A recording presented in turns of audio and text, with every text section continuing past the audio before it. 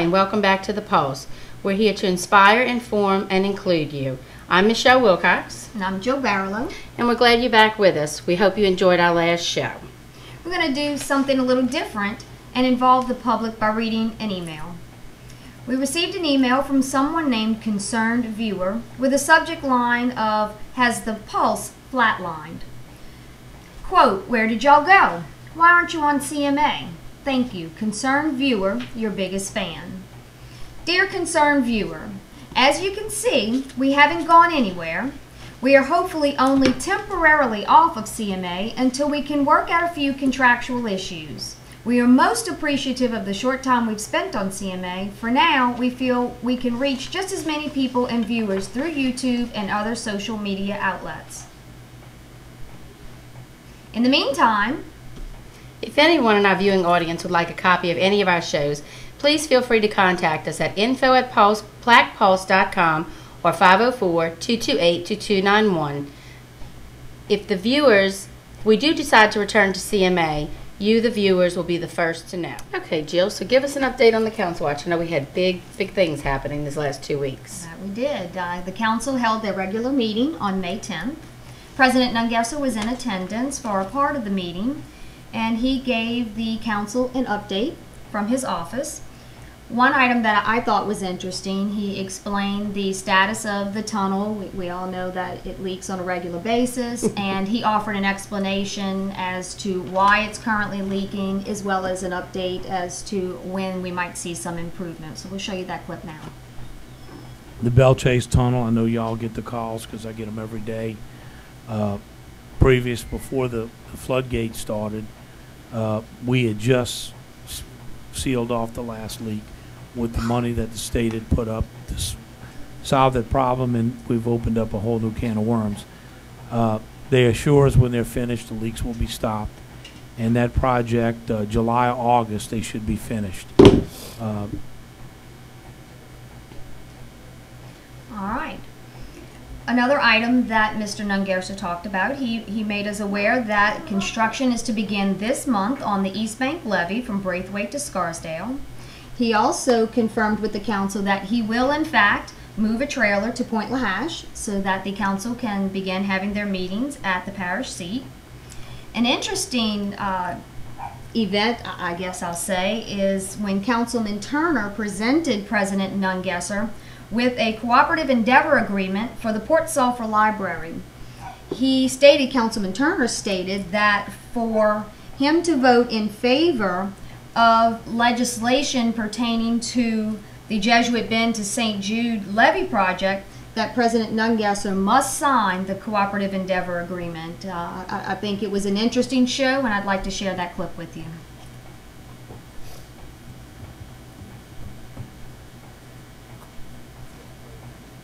Yes. You got something?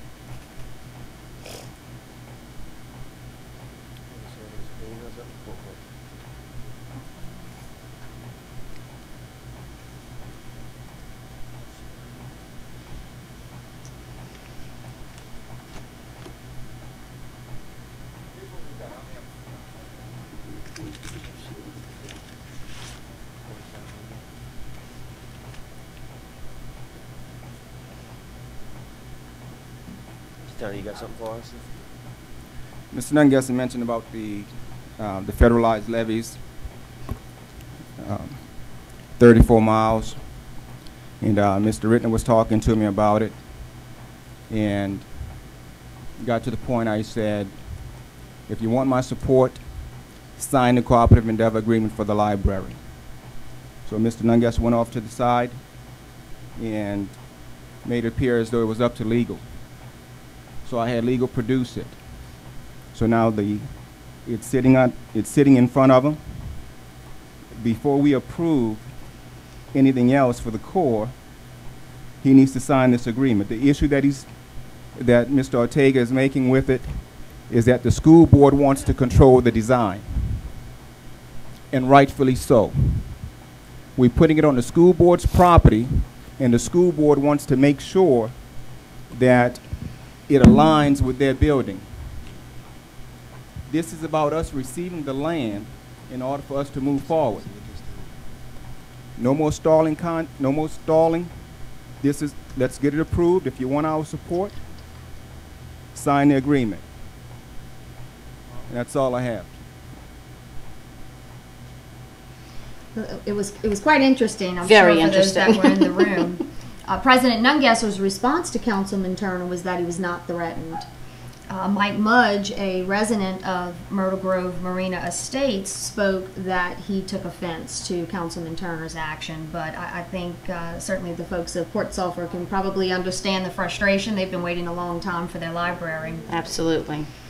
Some other items, the council approved a recreation advisory committee to be created. I think the parents out there that have kids playing ball at the park will be happy to hear this. I know there's been ongoing issues. Yes. I've heard about that for the last couple of years, so hopefully this recreation advisory committee can help resolve some of those issues. I think that's a very good idea at this point. So hopefully they'll get that up and running. As I understand, this committee will work with the parish recreation department, with the community, with parents to improve the entire process. So hopefully that benefits the kids of our community. There is another borrow pit application on the agenda. This borrow pit is also on the East Bank between St. Clair Estates and Old Bazile Drive. The favorable part of this application is that the applicants intend to backfill.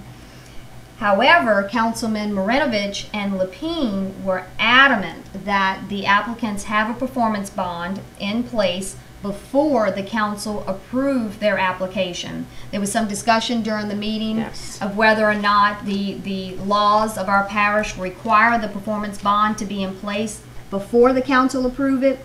Some felt it did, some felt it didn't. Benny Roussel, former parish president, spoke before the council in favor of the applicants. He stated that he understood that the East Bank needs levees, and he was pleased that we finally had an applicant come forward who was willing to backfill, who supports the concept of backfilling.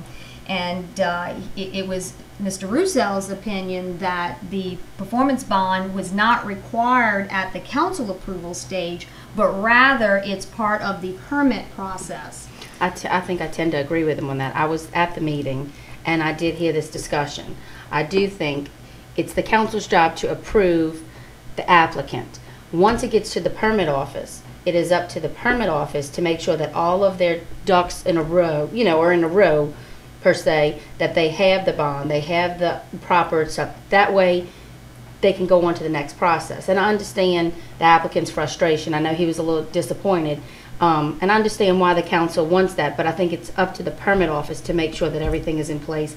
It's just the council to approve. And with someone wanting to backfill, which is what we've been in favor of for a while, that I think that's wonderful. So I hope that it does go through and he does get his Yeah, I hope application, his permit. Yes, if the council members are going to continue to insist that they get the performance bond, I certainly hope the applicants get that as well. Yes. I wonder, while watching it, it seemed to me that this is just my opinion. I haven't spoken with either Councilman Marinovich or Lapine, but I got the impression that maybe there was a lack of faith or a lack of trust in the permits department to follow through on their responsibility to ensure that that performance bond was in place. So I just have to wonder if that's maybe the factor that was at play. And I appreciate Councilman Marinovich and Lapine's efforts to ensure that a borrow pit is done appropriately and backfilled, Correct. and not yet another hole left in our parish. So I Absolutely. thank them for their efforts. We'll follow up on that hopefully at the next council meeting. Another item that came up, has been coming up for the last several council meetings, is regarding the Jesuit Bend to St. Jude levee project. We talked about that just a few minutes ago with Councilman Turner, Right. tying that to the Port Sulphur Library. The Myrtle Grove Marina Estates Homeowners Association President, Mr. Lawrence, spoke again. Mike Mudge, who also lives in that area, spoke. And they were opposing the Corps of Engineers proposal. Basically, the Corps of Engineers proposal puts a levee going completely around Correct. Myrtle Grove Marina Estates, and what they would like to see, instead of the levee going around the area that they live in. They want to see it just kind of go toward I don't know what's the best way to describe it. If I had a map here, I could explain it a little better. But instead of going around them, just going, between them and the bayou. Correct. I thought the bayou is the right thing to say, and put a floodgate. So a lot of the controversy with this is the floodgate. Whether or not should they get a floodgate, should they not get a floodgate. There was some, like Blair Rittner spoke that the floodgate would be too expensive, too much to maintain. Mike Mudge spoke disagreeing with that. And the Myrtle Grove Marina Estates folks successfully convinced the council to defer the measure yet again. On Tuesday, May 15th, the Myrtle Grove Marina Estates held a homeowners association meeting in which we were in attendance, at which time they seemed to come to some agreement with President Nungesser, and the council has scheduled a special meeting for Friday, May 18th. And it's expected that the council will approve the cooperative endeavor agreement with the Corps, which includes their original proposal to have the levee going around Myrtle Grove Marina Estates, which the homeowners there do not want. But what was stated at this meeting on May 18th was that this cooperative endeavor agreement includes some language to allow for what they call a betterment, which means if the parish will fund the additional cost of the floodgate, then the Corps of Engineers will allow it. So that's what's expected to come up next. So the parish is going to have to pay for their floodgate? Well, essentially, yes. Okay. Essentially, yes. Councilman Gooey at the May 10th meeting said that if the cost of this floodgate could be bonded out, then he would sponsor legislation. And essentially that means the parish would then be funding the floodgate. And the levy is going to be funded by the federal government? The rest of the levee project is funded by the federal government, yes. Okay. Yes. Okay, well, it ought to be interesting in tomorrow's meeting to see exactly what transpires. And to see if this cooperative endeavor agreement is approved, if they follow through on issuing bonds to raise the money to pay the floodgate. It'll be interesting to see if Myrtle Grove Marina Estates does eventually get their floodgate. Very interesting. That's something we'll be watching. Now, the last item I'd like to talk about that happened at this council meeting was there was an item on the agenda to renew an insurance contract. And there's an insurance company by the name of Dahl Insurance Company who spoke before the council, and I'll show you what they had to say. Name and address for the record, sir. Jay Lotridge, Dahl Insurance, 3636 Lake Kristen Drive. And Ryan Dahl, Dahl Insurance Agency, which is 94 West Bank Expressway, Gretna. We're just here to answer any questions that you may have on these renewals. The coverage is the same as expiring, and it represents a $23,847 decrease from last year. We do have other quotes in as well, as we do a full marketing on these. However, they are in the hands of your insurance consultant right now, as they are reviewing the forms. We've reviewed the forms, and it appears that we are going to be able to offer even more competitive numbers than what you have here. So what we're hoping you'll elect to do today is to agree to what we have here, knowing that it could potentially get better, and allow the administration with your insurance consultant to make that decision if the forms show that coverage is what it's supposed to be and is the same as expiring, but the premium is lower. Thank you, sir. Mr. Attorney, you have a question?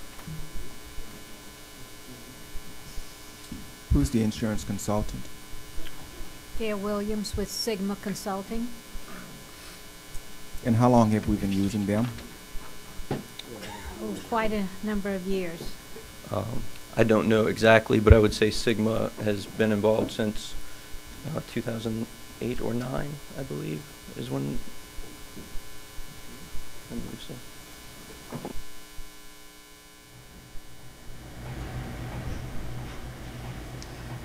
The council unanimously approved the renewal of the contract. However, the Pulse was in attendance and detected a possible conflict of interest.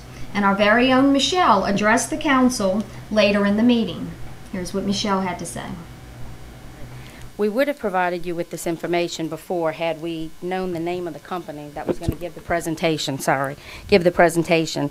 However, when I got the call, I pulled the paper, so I want to explain to you how this is a conflict. As 2011, the campaign, the personal finance disclosure of Billy Nungesser was disclosed, there is the companies that are in his blind trust, 3 of them, Ocean Chef, JBG 3G, and Pelican Marine Supply, have partners in these companies. These partners are Jerry Dahl and Jay Lotridge. Jay Lotridge is a servicing agent for Jerry Dahl, for Dahl Insurance, and he has had insurance with them since he took office with Dahl Insurance. They have been partners. The Secretary of State paper shows Jerry Dahl is listed as a member on the Secretary of State site. 1/23/12 of this year, he had their names removed. However, they were partners and still are in all 3 companies.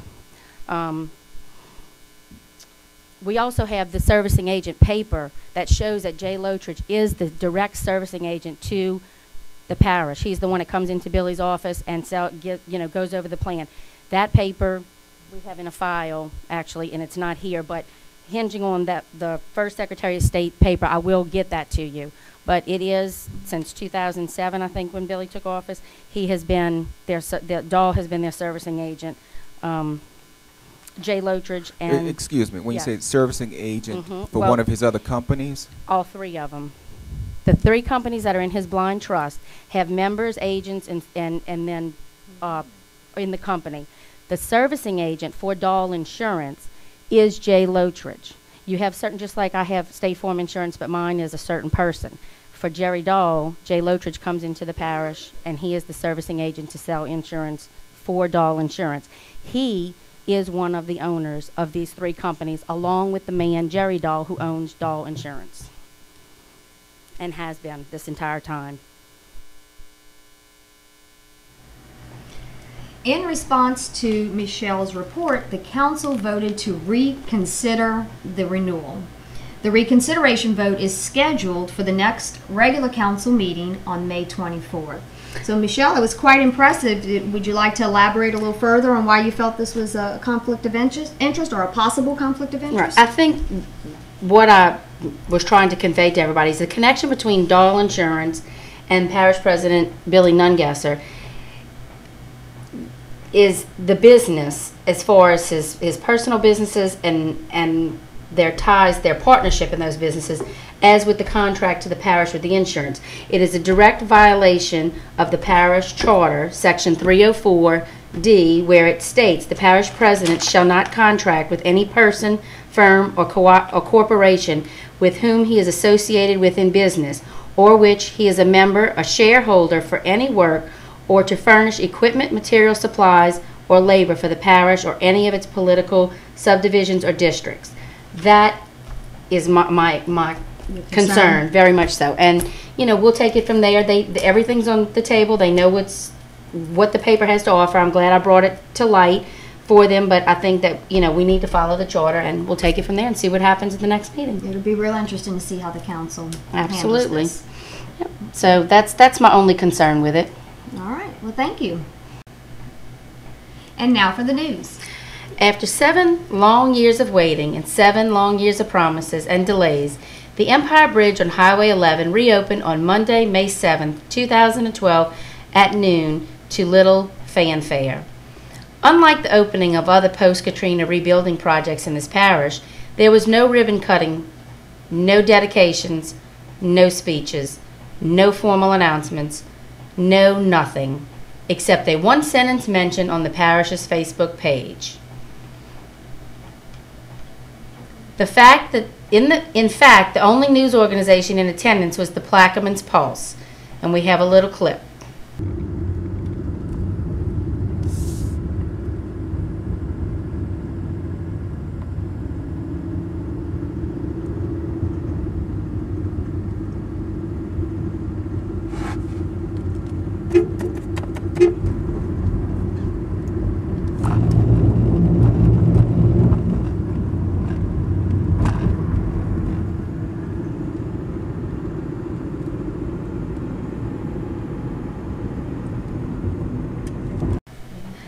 Many thanks to former Councilman Jay Friedman and Councilman members Byron Marinovich and Jeff Edgecombe for their tireless dedication to the Empire Bridge in the Empire and Buras communities.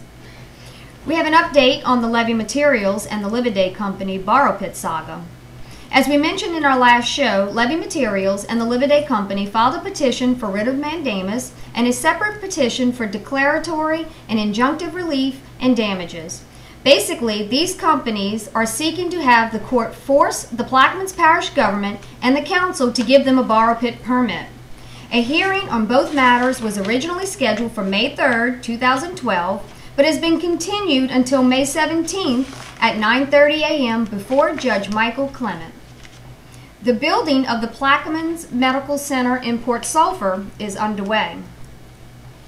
The new medical center is just south of Penny D Drive in Port Sulphur. We understand the next hospital board meeting is at the end of May in Belchase. Of course, we'll be in attendance and hopefully get an update for you on the medical center's progress. Coming up this week is the Plaquemines Parish Heritage and Seafood Festival. The festival runs Thursday, May 17th to Sunday, May 20th. The gates in the carnival open on Thursday and opens Friday at 6 p.m. On Thursday, it was Croatian night at the festival with Croatian sensation, the Ludi Ratam Chicago. On Friday, Junior and Something Sneaky play on stage 23 from 7 p.m. to 10 p.m. and Groovy 7 perform on the Grand Bayou stage from 8 p.m. to 11 p.m.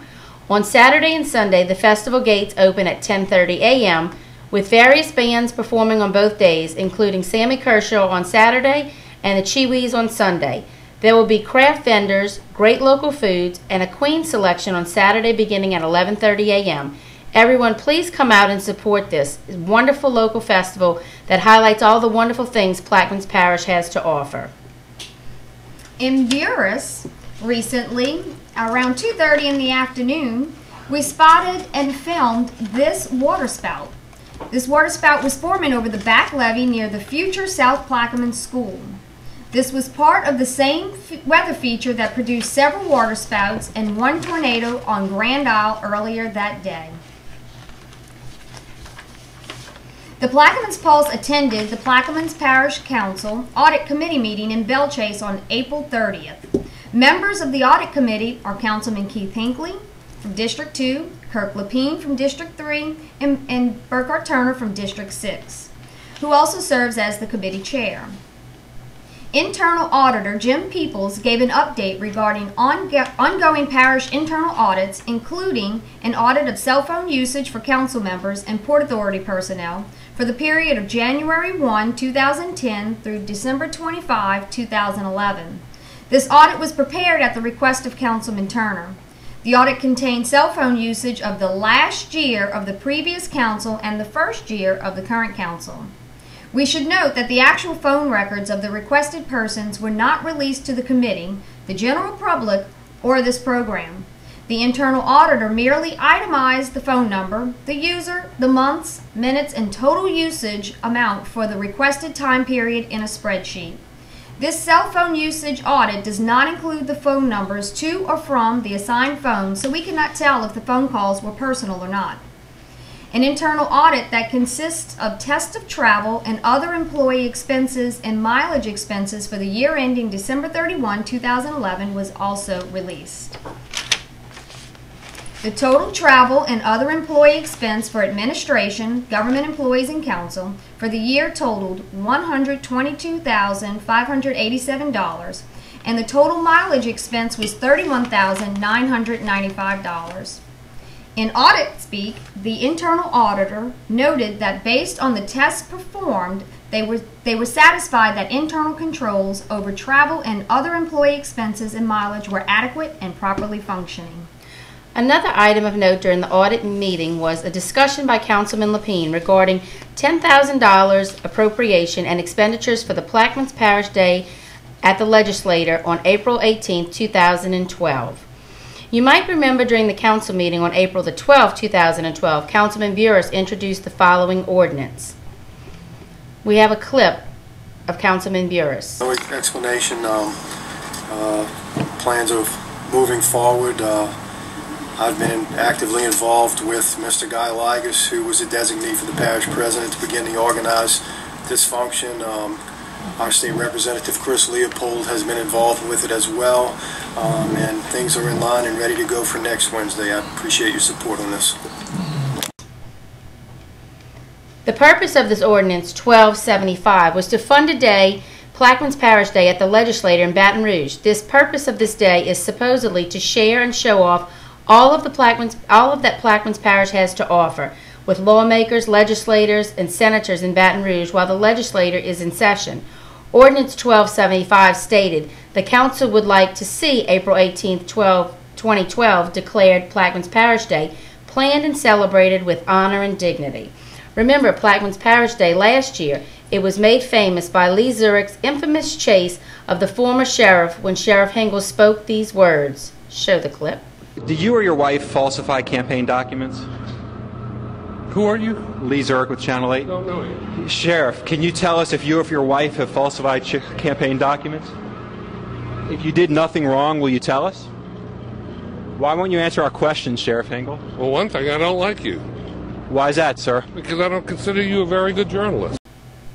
During the audit committee meeting, it was explained that in previous years, former Sheriff Hengel hosted this yearly event.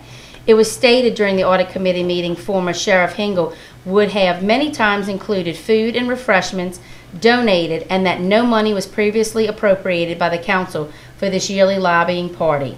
Audit committee council member Lapine had some questions about the way the $10,000 was spent on Plaquemines Parish Day, and asked for a full accounting of all expenses. We have a clip of that.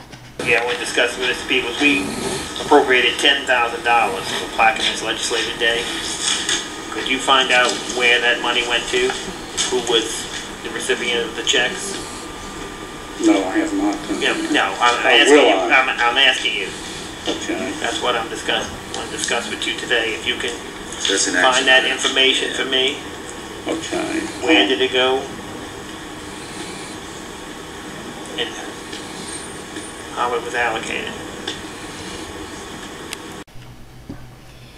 Internal auditor Jim Peoples stated he did not bring any documents or invoices to the audit meeting, but did offer he had seen a few receipts for hotel rooms submitted for Plaquemines Parish Day. This program did question why hotel rooms were needed for Plaquemines Parish Day. We were never given a clear answer. However, the supporting documentation for the hotel rooms and other expenses was requested by this program and will be made available to you, our viewers, as soon as we receive them. And here's a clip of the discussion of the hotel rooms. A number of the expenses that I've seen are motel bills and I don't know what the time. 2 or 3 people went up there. I don't know. I've seen 2 or 3 motel bills. That's why we want to see them. Okay, and also some charges for meals. But it was further revealed during the audit committee meeting that a Jefferson Parish catering company was hired to showcase all that Plaquemines Parish has to offer. Other questions that needed answering and still need answering. Why was a catering company from outside Plaquemines Parish hired to cater an event that was supposedly to showcase what Plaquemines Parish has to offer? Why was a Jefferson Parish catering company owned by Jefferson Parish residents hired to cater this event? If this event coincides when the legislature is in session, why wait until the week before the event to ask for funding? Why not seek donations and assistance from parish and resident-owned businesses to showcase what our parish has to offer? Who gets invited to this party funded by the parish? Here's a clip by Arthur Lee Henry. Arthur Henry, let me get this straight right quick here. $10,000 at the legislature. Could you tell me what that's about? It's a yearly function that this government has sponsored since 2007. It is food, boiled seafood, fried fish, jambalaya, roast beef, and it's just a function that we have and invite all of our state senators and state representatives to participate. Well, let me ask you a question. I mean, since we're spending $10,000 of people's money here, why you can't invite the whole parish? That's public money we've been spent here for these guys. Mr. Henry, we I don't don't, see why this make any sense. we don't not include everybody to come, but it's not necessarily a fair festival, everybody to come and drink it and eat. Let me finish. $10,000 people money. How fair is that? What it actually is a time for us to meet as a public body, and administration, and the people in the government to meet with not just our legislation, but all the legislators across the state, and try to get them on board with us, to meet them and try to work with them on things we need to move forward with in Baton Rouge. You can turn this any way you want to turn it. It's a $10,000 party. Asking that same question. And finally, as Mr. Peoples points out, the purpose of this event or lobbying effort is for economic development. We have a clip of that. Trying to make various legislators aware of the parish. You know, it's an economic development tool, and it's been part. However, as our viewing audience may or may not be aware, $2 million was given to this parish as part of the BP efforts to make it right after the April 20th, 2010 oil spill. BP gave each affected state millions of dollars for economic development and tourism. Plaquemines Parish, through the Lieutenant Governor's Office, was given $2 million in 2011. At the time the parish 2012 budget was adopted, there was approximately $1.8 million in the parish's Department of Economic Development and Tourism budget, or at least it was reflected in their budget line item, yet $10,000 had to be moved from the parish's general fund, unreserved, undesignated fund balance to the Economic Development Department for this yearly event 1 week before the event. I guess our next question is why? No wonder why the council member Lapine asked for a full audit and accounting of economic development and tourism monies and expenditures. Yeah, we discussed with Mr. Peoples, we appropriated $10,000 for Plaquemines Legislative Day. Could you find out where that money went to? Who was the recipient of the checks? No, I have not. Yeah, no, I'm asking you. Okay. That's what I'm discussing. I want to discuss with you today. If you can That's an find action. that information for me. Okay. Where did it go? And how it was allocated. Kudos to you, Councilman Member Lapine. Let us know if you need help with that public records request in order to obtain the documents and the answers that you seek. You may have a long wait ahead of you. We'd also like to report that the Plaquemines Parish School Board has unanimously voted to extend Superintendent Dennis Roussell's contract through December 31st, 2016. Congratulations, Superintendent Roussell. Congratulations. On one other note, I did forget to add that the next audit committee meeting is Monday, the 21st, 2012 at 5 o'clock in the council chambers by the ferry. So a lot of these questions we hope will be answered at this next meeting. We'll see if Councilman Lapine gets his answers, and we will be in attendance as always. Thank you. And now for the Plaquemines Parish Crime Report from May 1st to May 16th. Belle Chase had 9 reports of theft, 3 reports of breaking and entering, and 1 report of sexual offense. Oakville had 1 report of theft. Port Sulphur had 2 reports of theft, 1 report of breaking and entering. Empire had 1 report of theft. Buras had 1 report of assault with a deadly weapon. Boothville Venice had 3 reports of theft and 2 reports of breaking and entering. Davant had 1 report of theft, and Braithwaite had 1 report of other sexual offense and 2 reports of breaking and entering. No reports of crime in the communities of Jesuit Bend, Ironton, and Point Lahash. And now for this week's editorial. As Martin Luther King Jr. said, there comes a time when one must take a stand that is neither safe, nor politic, nor popular, but one must take it because his conscience tells him that it is right. When one takes that position, there is always going to be those who do not like it and would rather them say nothing at all. But the soldiers who protect us and fight for this great country are the very reason that we all reserve the right to stand up for what we believe in. I will not waver in my beliefs. I will not be bullied by those who disagree with me. I will not be bought by those who think money is the answer, and I will not stop fighting for the truth. Since the Plaquemines Pulse show has aired, we have been threatened to be taken off of CMA. Also, My family and I have been threatened on a daily basis, harassed by numerous parish departments. They do not want me to report the facts of public record. No one should ever be harassed, bullied, or threatened for standing up for what is right or what they believe in. Thank you, and good night.